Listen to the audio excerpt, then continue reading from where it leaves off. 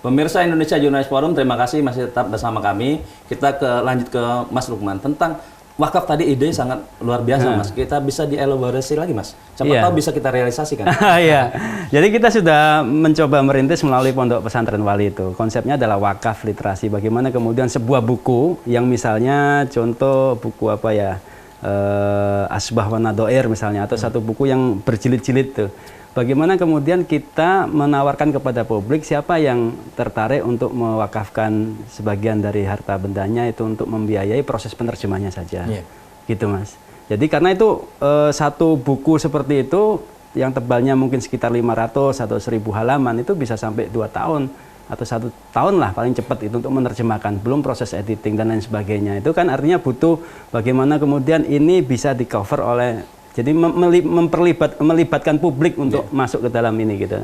Terus kemudian proses editingnya siapa yang mau terlibat gitu. Nanti ketika kemudian hasilnya itu juga dikembalikan kepada umat gitu loh. Dalam hal ini kalau kita di Pondok Pesantren Wali, apa yang kita kita hasilkan buku-buku klasik ini, bagaimana itu ya kembalinya ke Pondok Pesantren Wali untuk membesarkan Pondok Pesantren Wali itu sendiri. Karena di sana itu kita juga mengajarkan apa yang disebut dengan metode tamyiz itu, Pak. Jadi bagaimana kemudian anak kecil sudah bisa membaca kitab kuning. Karena ketika dia sudah bisa membaca kitab kuning, kita kasih kemampuan berbahasa Indonesia yang baik, diksi yang baik gitu kan. Akhirnya dia bisa membaca, menerjemahkan, kemudian menulis gitu. Kadang banyak di antara kita itu punya kemampuan bahasa Arab yang bagus gitu ya. Tetapi kalau disuruh menerjemahkan atau menulis secara bahasa Indonesia belum tentu bagus, Mas Imam. Nah, ini kita mencoba untuk menemukan gap ini. Karena kita sudah berapa tahun nih, hampir 5-10 tahun lah kita bergerak di dunia penerbitan buku ini. Kita menemukan fakta bahwa SDM tadi yang saya bilang, triangle tadi, tim untuk bagaimana kemudian membuat literasi ini muncul sebagai sebuah concern peradaban itu ada masalah di timnya, Mas. Jumlah orang yang concern untuk melakukan proses transliterasi, transformasi buku-buku yang bagus ke Indonesia ini atau menghasilkan itu masih minim, bisa dikatakan. Bisa dikatakan ini hanya set job lah. Dan faktanya memang seperti itu. Jarang sekali saya menemukan seorang penerjemah yang murni hidupnya dari menerjemahkan. Tapi dia set job gitu loh. Itu kan menunjukkan sebenarnya secara tidak langsung gitu bahwa ini bukan sebuah wilayah yang menarik gitu loh. Tapi kita tahu bahwa ini penting gitu. Jadi gimana itu? Kan harus ada leadership yang kuat di situ. Kalau kita ngomong soal kemasyarakatan, kita ngomong soal negara, soal presiden bahkan gitu kan. Kalau kita ngomong soal keluarga, kita ngomong soal orang tua, soal ayah yang harus menekankan bahwa eskalasi sosial kita itu bisa bermula dari sebuah buku kecil yang kita baca di ujung di pojok rumah, di pojok kamar gitu loh. Itu bisa seperti itu gitu loh. Jadi saya kira proses wakaf ini akan terus kita berlanjutkan dengan cara kita publish kepada publik siapa nih yang tertarik menerjemahkan ini atau mendanai penerjemahan ini gitu kan. Nanti kita pun seperti yang tadi disampaikan Mas Yono tadi, yang diterjemahkan ke bahasa dari bahasa Indonesia ke bahasa asing gitu ya, ke bahasa Inggris, bahasa Arab itu juga akan menjadi salah satu tugas kita juga gitu. Tapi knowledge dari khasanah literasi kita juga tetap dikenal ada orang, gitu kan. Itu juga menjadi salah satu yang bisa kita lakukan dengan proses wakaf ini. Mas Ion gimana Mas melihat? Idenya bagus, cuman kan edukasinya nih sekarang. Jadi edukasi ke wakafnya itu. Jadi biasanya kan orang wakaf biasanya bentuknya lebih ke fisik, bangunan, tanah, kemudian tanah dijadikan masjid atau tanah dijadikan pesantren, itu bagus juga sih sebenarnya. Cuman kita harus lebih melangkah lebih membuka diri lah. Jadi gitu. kalau di majelis di Muhammadiyah wajib ya majelisnya menangani soal wakaf ini harus punya terjemahan baru tentang wakaf ya. Wakaf profesi kan ada juga. Wakaf profesi ya. Iya, jadi itu loh, wakaf literasi itu sebuah ide yang saya kira sangat bagus gitu kan. Nah, kemudian problemnya adalah ke sosialisasi itu sendiri kan, edukasi ke publik itu. Kalau soal teknisnya sangat gampang. Kalau edukasi itu udah jalan, teknisnya kan gampang. Kita punya banyak aplikasi.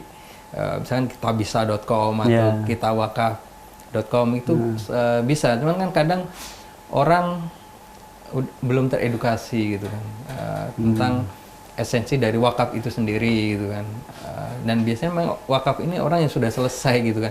Dan ranah wakaf ini benar, ini bukan ranah yang bisnis hitung-hitungan matematika manusia gitu kan. Kita berhitung sama yang di atas. Matematika langit gitu loh.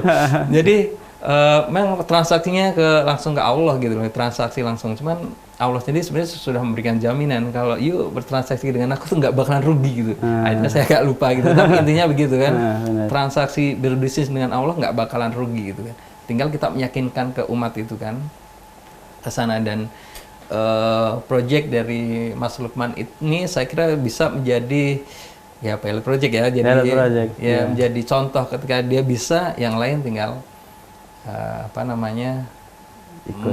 duplikat atau apalah dan saya kira dengan semakin banyak ruang-ruang yang dibangun oleh orang-orang seperti Mas Lukman ini, kedepannya menjadi ya umat itu lebih terserahkan, dan mimpi tentang peradaban Islam, kemudian Indonesia menjadi kiblat umat Islam dunia itu gitu. Bukan sesuatu yang utopis, saya kira sangat masuk akal gitu. Itu Mas, saya kira. Mas Lukman sebelum bicara, itu Pondok Wali yang diceritakan tadi di mana ya Mas? Di Kabupaten Semarang, Jawa Tengah. Tapi letaknya sih perbatasan di Kota Salatiga. Jadi kalau kita ada acara itu Wali Kota Salatiga datang, Bupati Kabupaten Semarang datang juga. Asik gitu ya. Tapi bagaimana ketika ide Pondok Wali kemudian bisa langsung ke literasi seperti itu? Ya, karena muncul, saya gitu. kebetulan sama Pak Yai Anis itu kan dulu memang setelah kita tidak jadi wartawan lagi gitu kan, misalnya Pak Anis di Panji Masyarakat, saya di Gatra gitu kan, kita kemudian mendirikan penerbitan buku. Nah, ketika kita merintis dan mendirikan penerbitan buku inilah kita menemukan sebuah problem ya. Problemnya itu adalah tadi yang saya bilang, kita ngomong soal peradaban, ada wilayah leadership sama wilayah tim ini yang istilahnya kita SDM kita untuk menerjemahkan, untuk editor kok itu saja selama bertahun-tahun ya orangnya itu aja, sampai sekarang mungkin ya nambah lah, gitu, nambah gitu. Tetapi orang yang memang mendedikasikan hidupnya untuk transliterasi, untuk penerjemahan, untuk buku dalam arti klasik itu hanya terbatas itu Mas. Maka dari situ kenapa kita tidak membuat sebuah penerbitan, sebuah pesantren yang intinya adalah bagaimana kita bisa menelurkan pegiat atau pejuang-pejuang literasi yang spiritnya adalah bagaimana kemudian peradaban Islam ini bisa dirintis dari literasinya gitu loh. Peradaban Indonesia ini bisa dirintis dari literasinya ya. Caranya kita dengan membuat sebuah pesantren yang mana nanti outputnya mereka itu istilahnya bisa membaca kitab kuning, tapi juga dia bisa melek dengan IT, dia bisa menerjemahkan, dia bisa berhitung, dia bisa memecahkan masalah. Karena literasi itu kan ya, ini karena saya kemudian namanya ada wakaf literasi itu, saya benar-benar apa sih literasi gitu Mas Imam ya. Itu kan dari bahasa Latin yang artinya literatus itu orang yang belajar. Jadi intinya tuh sebenarnya kalau dalam bahasa Quran tuh hal yastawil ladina ya'lamun wal ladina la ya'lamun gitu. Orang yang tahu sama yang tidak tahu itu beda. Dan orang yang tahu itu ya karena dia belajar gitu loh. Belajar tidak berharap dia kemudian jadi pintar, yang penting dia berusaha untuk tahu gitu kan.